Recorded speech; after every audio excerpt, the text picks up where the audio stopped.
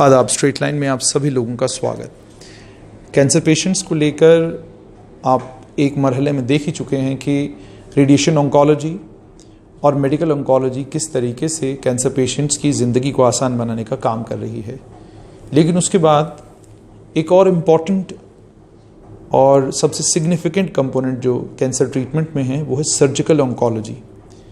Surgical oncology एक तरह से यूं भी कहा जा सकता है कि थोड़ा मुश्किल भी है, लेकिन सर्जिकल ऑन्कोलॉजी के क्या बेनिफिट्स हैं, कैंसर पेशेंट्स को ये किस तरीके से उनकी ज़िंदगी आसान बनाने में मददगार साबित हो सकता है, इस पर बात करने के लिए मेरे साथ आज दो सर्जिकल ऑन्कोलॉजिस्ट हैं। लेकिन मैं शुरुआत करूँगा डॉक्टर सुजीत भट्ट से। डॉक्टर साहब, सबसे पहले आपसे ये जानना चाहूँगा कि सर्जिकल ऑन्कोलॉजी जो है, इसमें रेडिएशन ऑन्कोलॉजी में और उसके अलावा जो न्यूक्लियर मेडिसिन है उसमें और इसमें क्या फ़र्क है? देखिए, रेडिएशन का जहाँ तक सवाल है उसमें पेशेंट एक लिमिटेड टाइम पीरियड के लिए हॉस्पिटल में आता है। एक स्पेसिफिक टाइमलाइन उसको दी जाती है जिस टाइम वो आता है with in 20 minutes is free. ठीक है, इनको तो एक्सपोजर कम होता है, पेशेंट को भी एक्सपोजर कम है स्टाफ से और स्टाफ को भी पेशेंट से एक्सपोजर कम है। लेकिन जहाँ तक सर्जरी की बात है, सर्जरी के लिए पेशेंट का मैक्सिमम एक्सपोजर पेशेंट को है, मैक्सिमम एक्सपोजर स्टाफ को है। तो हमें मतलब every precaution we have to take to prevent ourselves and prevent the patient from this infection during the surgery. तो इसके लिए हम यूजुअली जो रूटीन हम सर्जरीज प्लान कर रहे हैं, every patient we are getting her COVID test done. एक दिन पहले उनका हम टेस्ट के लिए भेजते हैं। जब रिपोर्ट नेगेटिव आती है तो ही हम उनको सर्जरी के लिए लेते हैं। सर्जरी के दौरान भी हम जो इक्विपमेंट्स हैं, जो पर्सनल प्रोटेक्टिव इक्विपमेंट है, वो यूज़ कर रहे हैं। एनेस्थीसिया के डॉक्टर साहब हैं वो यूज़ करते हैं इसको, जो हमारा ओटी का स्टाफ है वो यूज़ करता है इसको। बेसिकली जो भी एक्सपोज्ड है ओटी में उसको ये यूज़ करना ही करना है। लेकिन आपसे जानना चाहूँगा, जैसे कोविड का ये जो इन्फेक्शन है, इस इन्फेक्शन में दो तरह के लोग आ रहे हैं। एक वो सिम्टोमेटिक लोग हैं, दूसरे हैं एसिम्टोमेटिक।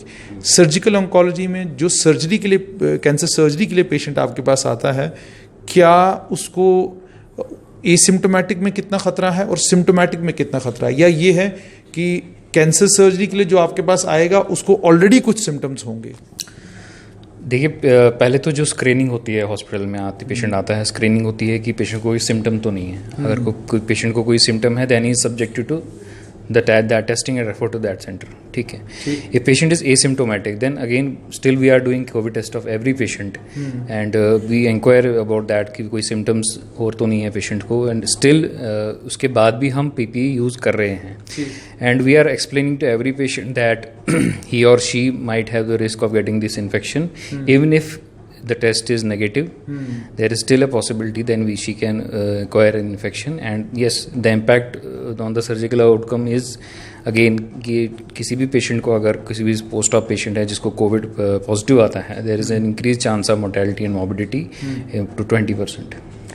मेरे साथ दूसरे डॉक्टर साहब, डॉक्टर पारस खन्ना है मेरे साथ। डॉक्टर साहब, आपसे ही जानना चाहूँगा, थोड़ा सा अगर आप कैमरे की तरफ देखें ताकि, वैसे तो लोग पहचान क्या पाएंगे लेकिन फिर भी एज अ फॉर्मेलिटी, ताकि डॉक्टर साहब आपसे जानना चाहूँगा कि सर्जिकल ऑन्कोलॉजी क्या समझूँ मैं इससे, कौन से ऐसे कैंसर पेशेंट्स हैं जिन्हें रेडिएशन, कीमोथेरेपी, न्यूक्लियर मेडिसिन से अगर काम नहीं बन रहा वो सर्जरी के लिए आ रहे हैं, या जो बिल्कुल इनिशियल स्टेजेस में हैं वो सर्जरी के लिए आ रहे हैं? पहले तो ये बहुत ज़रूरी है कि इस टाइम पे आप चाहे मेरा चेहरा नहीं देख पा रहे हैं, बट ये जो अटायर है, ये प्रोटोकॉल किसी भी पब्लिक प्लेस के लिए मैंडेटरी है और ये हमारी अपनी सेफ्टी के लिए है। सर्जिकल ऑन्कोलॉजी जो है मेजर स्तंभ है कैंसर के पेशेंट्स की ट्रीटमेंट का। It is the main modality of treatment for a patient who has early disease, even the main modality of treatment for a patient who has a locally advanced disease. हमें ये concept समझना ज़रूरी है कि tumour tissue को शरीर से बाहर निकालना बहुत ज़रूरी है और ये सर्जरी का रोल है। तो अगर पेशेंट अर्ली ब्रेस्ट कैंसर के साथ आता है, ब्रेस्ट कैंसर लेडीज़ का सबसे कॉमन कैंसर है, ब्रेस्ट कैंसर में अगर पेशेंट अर्ली आता है, सर्जरी से the benefit that the patient acquires is huge, more than 90-95%। Unfortunately अगर वही लेडी एडवांस ब्रेस्ट कैंसर के साथ भी आती है तो हमें पहले कीमोथेरेपी देके पर फिर भी सर्जरी करनी पड़ेगी। अच्छा। तभी उसको ट्रीटमेंट का बेनिफिट मिलेगा। रेडिएशन को लेकर क्या कहेंगे? रेडिएशन तब हमने देनी है, देखो रेडिएशन का रोल है कि हमने जब एक बढ़िया सर्जरी कर दी, अब जिन कैंसर सेल्स को हम देख नहीं सकते हैं, चाहे वो लोकली पड़े हैं चाहे वो रीजनली पड़े हैं आसपास के लिम्फ नोड्स में, उस एरिया को स्टरलाइज करना है। तो लोकल रीजनल ट्रीटमेंट को कंसोलिडेट करने के लिए जो हमने गेन किया एक अच्छी सर्जरी से, उसके लिए रेडिएशन का रोल आता है। जिन सेल्स को सर्जन देख नहीं सकता, सीटी स्कैन नहीं देख सकता, उन कैंसर सेल्स को रेडिएशन स्टरलाइज कर देगा। तो एक अच्छी सर्जरी के गेन हमें तभी मिलेंगे अगर हम एक अच्छी रेडिएशन फॉलो करें। इन तीनों treatment modalities, medical oncology, chemotherapy, radiation और सर्जिकल ऑन्कोलॉजी, इनका आपस में समन्वय बहुत ज़रूरी है। किस पेशेंट को किस तरह इसको प्लान करना है कि पहले सर्जरी होगी कि पहले कीमोथेरेपी होगी, ये एक एस्टैब्लिश प्रोटोकॉल्स हैं, ये कोई मेरी मर्जी से नहीं होगा। पेशेंट किस स्टेज पे है, डिजीज़ किस स्टेज पे है और हमें आगे उसके लिए क्या बेस्ट प्रोटोकॉल फॉलो करना चाहिए, ये प्री डिटरमिन्ड होते हैं। हर पेशेंट को उस हिसाब से असेस करके आप एक प्रोटोकॉल बना सकते हो। हमारे लिए सहूलियत या पेशेंट के लिए सहूलियत इसलिए है कि मेरे लिए अपने कोलीग से कोऑर्डिनेट करना इज़ वेरी सिंपल। एक ऑर्गेनाइज स्ट्रक्चर है जिसमें जिस तरह मैं आपसे बात कर रहा हूँ, एक ऑर्गेनाइज जगह पे मैं अपने रेडिएशन ऑन्कोलॉजिस्ट और मेडिकल ऑन्कोलॉजिस्ट से बात करता हूँ, पेशेंट का ट्रीटमेंट प्लान किया जाता है और उसको फिर कार्यान्वित कर दिया जाता है। लेकिन आपसे समझना चाहूँगा, जैसे आपने कहा कि ट्रीटमेंट प्लान बनता है, ट्रीटमेंट प्लान बनने के बाद फिर ये सारी चीज़ें होती हैं। सर्जरी, जैसे मैंने आपको कहा, मेरी अभी डॉक्टर साहब से बात हो रही थी, जिन डॉक्टर से मेरी ऑलरेडी बात हो चुकी है, क्या रेडिएशन, कीमोथेरेपी या न्यूक्लियर मेडिसिन और उसके बाद सर्जरी, ये जैसे आपने कहा कि समन्वय बनाने की ज़रूरत है, समन्वय तो अपनी जगह, लेकिन इनमें से which one is the best? मैं आपसे एक सवाल पूछता हूँ, मतलब आप मुझे बताइएगा कि खाने में नमक ज़रूरी है, हल्दी ज़रूरी है, या तड़का ज़रूरी है? सब कुछ। नहीं, आप मुझे बताइए सबसे ज़रूरी क्या है? सबसे ज़रूरी तड़का है। हाँ, लेकिन वो तड़के के अंदर भी ये सब चीज़ें डलनी है। बिल्कुल। जब तक वो चीज़ करेक्टली टाइम्ड नहीं है, आपने हल्दी गलत टाइम पे डाली, आपने तड़का गलत टाइम पे दिया, आपकी सब्जी नहीं बनेगी अच्छी। मैं मजाक के तौर पे ये बात नहीं बोल रहा हूँ। The importance of proportion, the importance of timing is very important when it comes to food, as simple as preparation of food and something as complex as cancer treatment. If you do not time it correctly, your patient is not going to benefit. This is not a fight between who is more important. Am I more important or is the nuclear medicine specialist more important जिसने diagnose किया in the first place या मुझे correct stage बताई? This is not a game of one-upmanship. मेरे से बेहतर कौन है? ऑन्कोलॉजी एक ऐसी फील्ड है जहाँ पे सर्जन ये रियलाइज़ करता है कि मैं चाहे जितना मर्जी बढ़िया काम करूँ, अगर मेरे पेशेंट को रेडिएशन नहीं मिली, अगर मेरे पेशेंट को टाइम पे कीमो नहीं मिली, अगर मेरे पेशेंट का टाइम पे न्यूक्लियर मेडिसिन के थ्रू टेस्ट नहीं हुआ, the treatment will fail. I am not here to compete with them, we are here to come together to give the maximum benefit to the patient. Example लेते हैं commonest cancer का, जो ladies में है, breast cancer.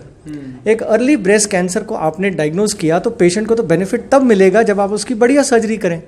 Surgery में patient से मैं ये बात ज़रूर करूंगा कि अगर हमने अर्ली डायग्नोज किया है तो हम उसका फ़ायदा आपको देना चाहते हैं, हम आपकी ब्रेस्ट बचाना चाहते हैं, हम आपकी फेमिनिटी का जो प्रतीक है उसको बचाना चाहते हैं। उसके बाद मैं उनको काउंसल करूंगा कि क्योंकि मैंने आपका सिर्फ ट्यूमर निकाला और ब्रेस्ट को बचाया है तो हम रेडिएशन देंगे। रेडिएशन में मेरे कोलीग्स जो हैं वो पेशेंट को ये कह के कन्विंस कर सकते हैं कि जो standard of treatment north America में है, ना केवल प्रोटोकॉल, जो मशीन नॉर्थ अमेरिका में है उस मशीन के ऊपर आपको जम्मू में ट्रीट किया जा रहा है। ना तो ये प्रोटोकॉल्स ना ही ये मशीन्स किसी भी तरीके से सेकेंड रेट हैं। ठीक है। अगर ज़रूरत पड़ेगी तो हम आपको कीमोथेरेपी भी देंगे। ठीक। इस तरह किसी भी पेशेंट के लिए हम तीनों का एक साथ आना बहुत ज़रूरी है। पेशेंट उसके बाद ट्रीटमेंट के बाद हमसे पूछता है कि ठीक है पारस, अब मेरी सर्जरी भी हो गई, मेरी ब्रेस्ट भी बच गई, रेडिएशन हो गया, कीमो हो गया, अब फॉलोअप में या इस बीच में कहीं कोई ऐसा टेस्ट है जिससे मेरी ये एंजाइटी खत्म की जा सके कि कहीं कैंसर कहीं और तो नहीं है। या अगर कोई पेशेंट हमारे पास लोकली एडवांस स्टेज में आता है, वहाँ पे न्यूक्लियर मेडिसिन कोलीग का इंपॉर्टेंस आता है। और क्योंकि ये चारों फैसिलिटीज़ एक छत के नीचे हैं तो मेरे पेशेंट को कहीं भटकने की ज़रूरत नहीं है। ठीक। डॉक्टर साहब, आपसे ये जानना चाहूँगा, जैसे इन्होंने कहा कि कैंसर्स को लेकर, जैसे इन्होंने कहा कि अगर स्टेज 1 पे पेशेंट आपके पास आता है, कौन से कैंसर्स ऐसे हैं जो स्टेज 1 पे अगर डिटेक्ट हो जाएं तो आप परमानेंटली क्योर हो सकते हैं, या कोई भी कैंसर ऐसा नहीं है कि अगर आपका स्टेज 1 पे डिटेक्ट हो गया फिर कैंसर आपके साथ रहेगा जब तक आप जिंदा हैं? देखिए, मैक्सिमम कैंसर्स की बात करें तो अर्ली स्टेज कैंसर्स जितने भी हैं, चाहे कोई भी कैंसर हो, ब्रेस्ट का हो, ओवरी का हो, यूट्रस का हो, एब्डोमेन में स्टमक का हो, कोलन का हो, अर्ली कैंसर हैं तो देयर अगेन 90-95% कैंसर का क्योर रेट है, बशर्ते कैंसर की फितरत क्या है। सिर्फ हम स्टेज नहीं देखते, क्योंकि कैंसर की फितरत पे भी उसका वापस आना निर्भर करता है। चाहे वो स्टेज 1 में हो ब्रेस्ट, अगर जैसे स्टेज 1 में हो, लेकिन अगर वो ट्रिपल नेगेटिव ब्रेस्ट कैंसर है, फिर उसके वापस आने के चांसेस बहुत ज़्यादा हैं रादर देन है stage 1 tumour hormone positive cancer. So ये सिर्फ स्टेज पे डिपेंड नहीं करता है, बल्कि एग्रेसिवनेस ऑफ द ट्यूमर, जो कुछ और फैक्टर्स होते हैं, उनको भी मद्देनज़र रखा जाता है। मोटे तौर पे कह सकते हैं कि अर्ली स्टेज कैंसर है, स्टेज 1 कैंसर चाहे किसी भी ऑर्गन का है, तो कम्प्लीटली क्योर हो सकता है। कम्प्लीटली क्योर हो सकता है। अच्छा, ये आपसे समझना चाहूँगा कि सर्जरी को लेकर, आज कोविड चल रहा है, कोविड के बीच में सर्जरी कैसे आप लोग प्लान करते हैं? आपने ऑलरेडी बताया कि प्रोटोकॉल्स को फॉलो करते हैं, लेकिन मान लीजिए क्या कोई प्रोबेबिलिटी ऐसी है कि कोई पेशेंट आपके पास आएगा, बहुत क्रिटिकल है और आपको सर्जरी प्लान करनी है, या कैंसर के मामले में पेशेंट की क्रिटिकलिटी मैटर नहीं करती, आप कोविड टेस्ट लेकर 24 आवर्स का या 9 आवर्स का वेट कर सकते हैं? देखिए, जितनी भी कैंसर सर्जरीज होती है, they are usually not emergency surgeries, they are urgent surgeries. Urgency का मतलब है कि we can get them tested for COVID and then still plan it.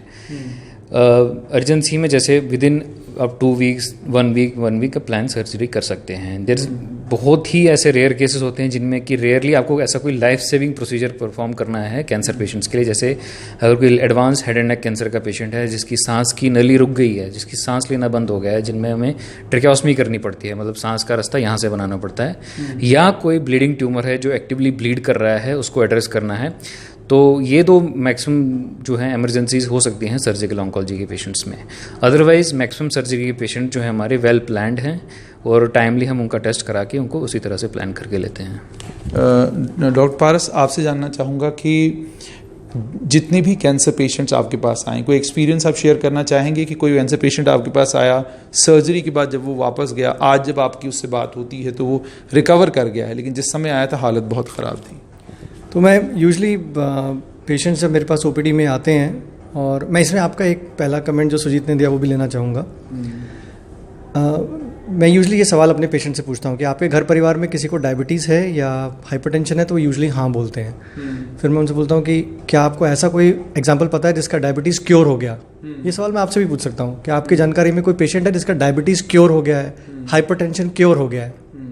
नहीं हो सकता, पॉसिबल नहीं है। पॉसिबल नहीं है, वो लाइफ लॉन्ग आपके साथ रहेगा, लेकिन वो परेशानी नहीं लगती हमको, क्योंकि वो उसका वो छोटी सी दवाई खा रहे हैं, काम चल रहा है। अगर मैं आपको बोलूं कि इसी पैराडाइम के साथ, इसी सोच के साथ हम कैंसर को अप्रोच कर सकते हैं, तो कैंसर एक क्रोनिक डिजीज है, और आज कैंसर को इसी तरह समझना चाहिए कि ये डायबिटीज या हाइपरटेंशन से कोई अलग चीज नहीं है।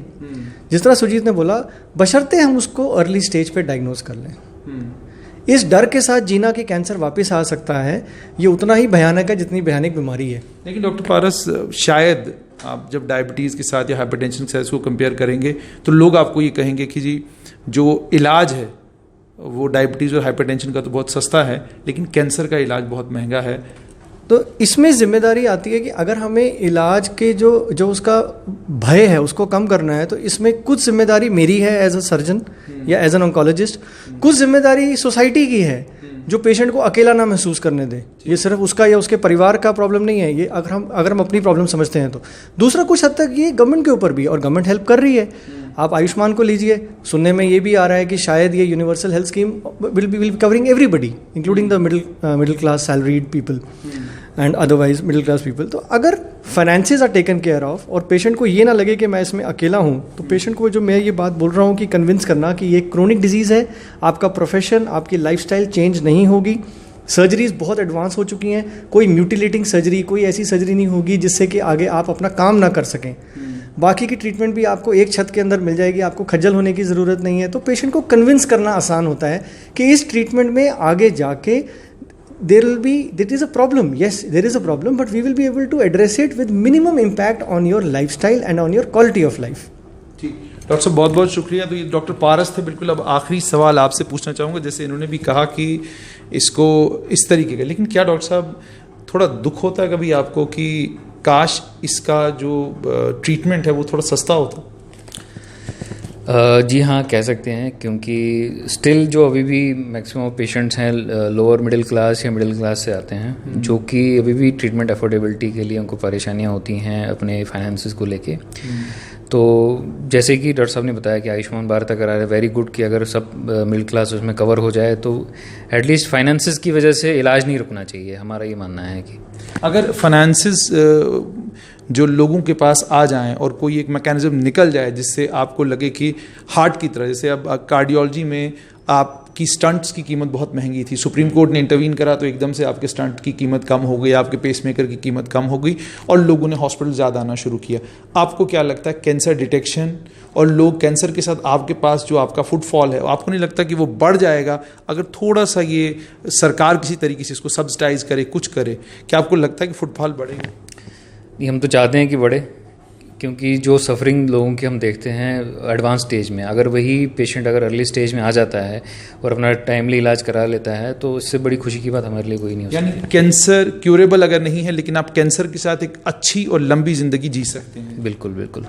बहुत बहुत शुक्रिया। तो ये थे डॉक्टर सुजीत भट्ट और डॉक्टर पारस खन्ना, सर्जिकल ऑन्कोलॉजिस्ट हैं अमेरिकन ऑन्कोलॉजी इंस्टीट्यूट एस्कॉम्स बत्रा में। और आपने साफ तौर पर इनसे ये सुना कि कैंसर अगर क्यूरेबल नहीं है, लेकिन कैंसर के साथ भी एक अच्छी और लंबी ज़िंदगी जी जा सकती है। जैसे डॉक्टर साहब ने कहा कि डायबिटीज़ और हाइपरटेंशन की तरह, जब डायबिटीज़ एक बहुत मोहलिक और ख़तरनाक बीमारी है, डायबिटीज़ अगर आपको हो जाए, आपका शुगर लेवल डाउन हो जाए तो ख़तरा, अगर बहुत बढ़ जाए तो ख़तरा आपके किडनीज़ को ख़राब कर सकता है, आपकी बॉडी में दुनिया भर की प्रॉब्लमें कर सकता है। तो इसी तरीके से अगर कैंसर के साथ भी इंसान जीना सीख ले तो एक लंबी उम्र जी सकता है। लेकिन सिम्टम्स पर नज़र रखिए। अगर कहीं पर भी आपको नज़र आता है कि कुछ ऐसे सिम्टम्स हैं जो इस और इशारा करते हैं कि कुछ गड़बड़ होने वाली है, तो फ़ौरन अपने टेस्ट करवाइए। और अगर आपको पता चलता है कि ट्यूमर है, कैंसर है, किसी किस्म का कोई ऐसा प्रॉब्लम है, तो फ़ौरन डॉक्टर के साथ रब्ता कायम कीजिए। दीजिए इजाज़त, फिर हाजिर होंगे कुछ ऐसी ही बातचीत करने के लिए कुछ और डॉक्टर्स के साथ। आदाब।